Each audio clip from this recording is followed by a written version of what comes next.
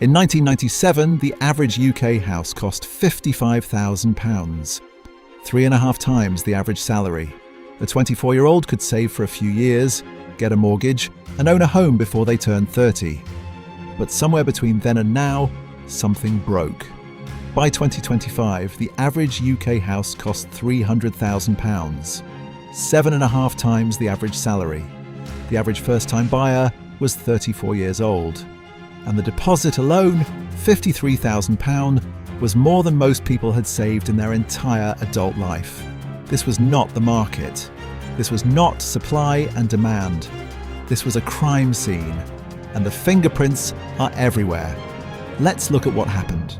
Between 2000 and 2025, UK house prices rose by over 300%. Wages rose by 80%. If house prices had simply kept pace with wages since 1997, the average home today would cost around £135,000. Instead, it costs £300,000. That gap, £165,000, is not value. It is not bricks. It is not land. It is policy. Engineered, deliberate, sustained policy. £29 billion in Help to Buy loans. £450 billion in quantitative easing, the same money printer from our last video. 13 years of near-zero interest rates. A planning system that made Britain the hardest place in Europe to build a house. And developers sitting on 600,000 permitted plots, waiting. This is what 25 years of housing policy looks like on a graph, and it looks exactly like what it is, a wealth transfer from wages to assets. In March 2020, when Andrew Bailey authorised £450 billion in quantitative easing, that money didn't disappear. It flowed into assets, stocks, bonds, and property. The Bank of England's own research shows what happened next. Between 2020 and 2022, UK house prices rose 24%. Not because 24% more homes were built, not because wages rose 24%. Because £450 billion needed somewhere to go. Investors, pension funds, and wealthy individuals sitting on newly created money, bodswat, bought property. Existing homeowners watched their equity rise. First-time buyers watched the ladder get pulled another 10 feet higher. The mechanism is simple.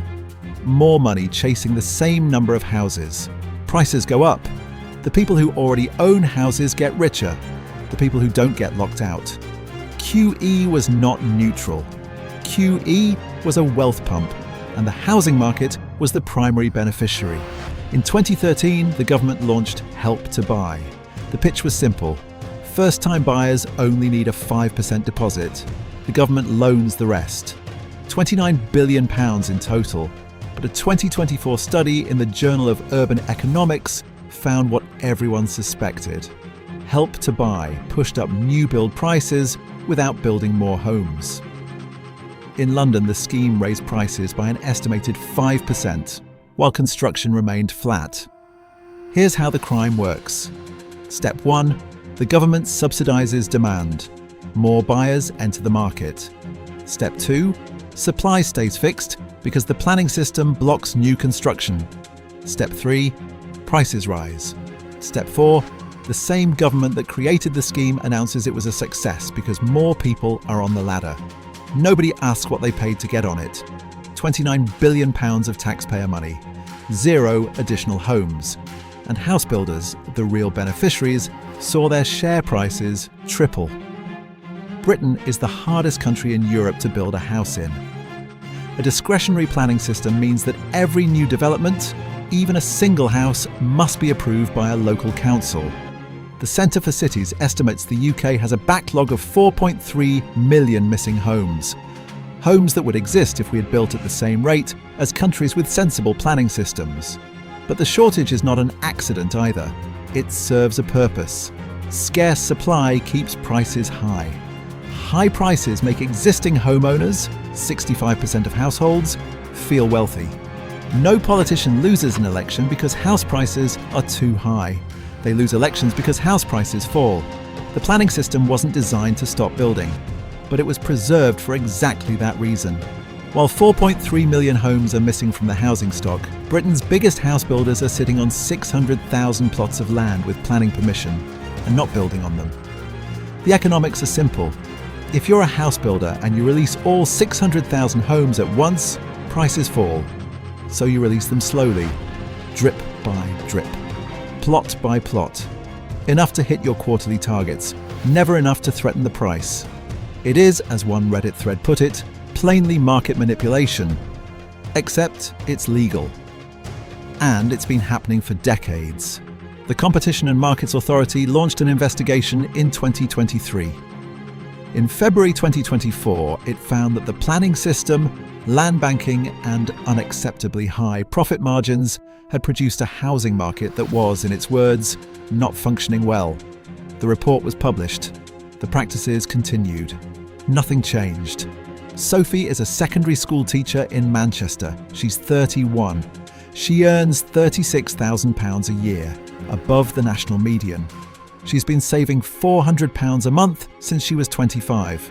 6 years of discipline. Around £29,000 in total.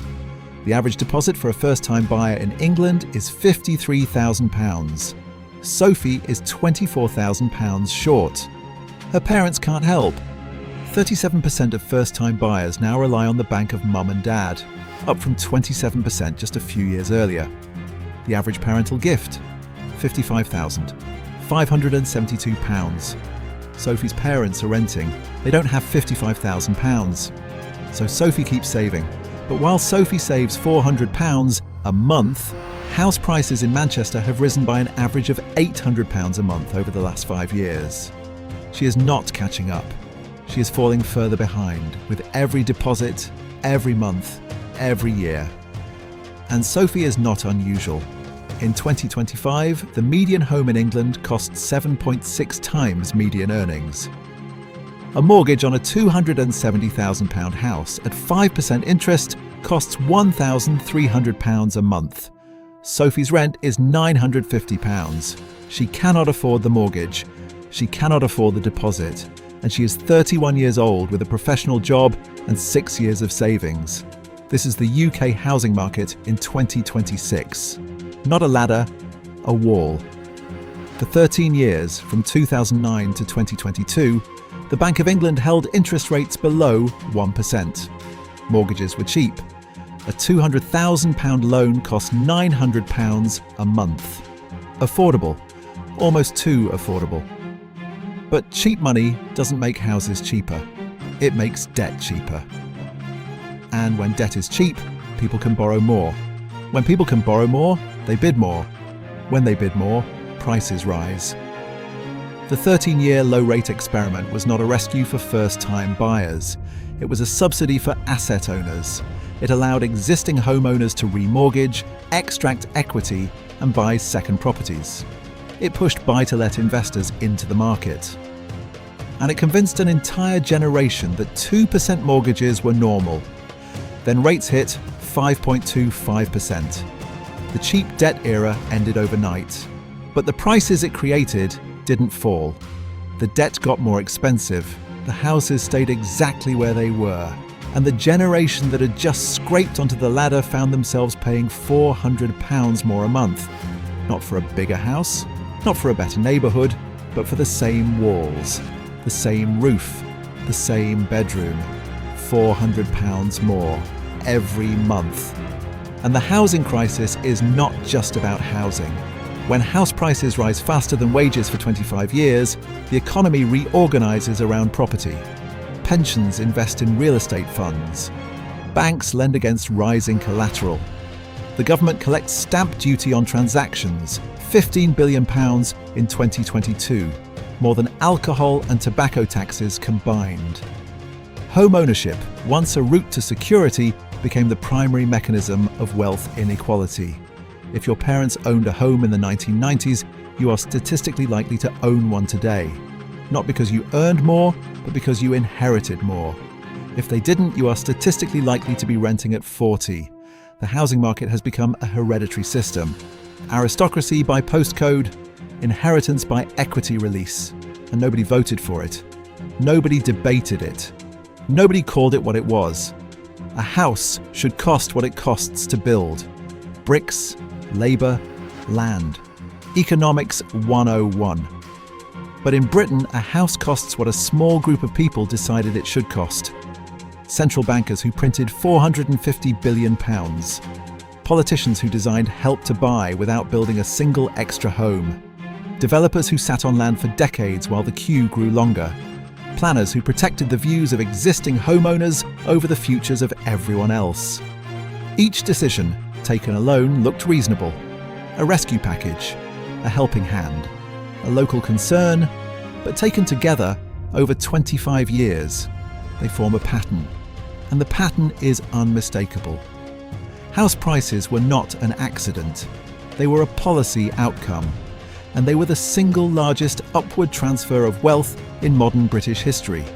Subscribe to Inside the Money Machine. We investigate the systems that control what your money is worth.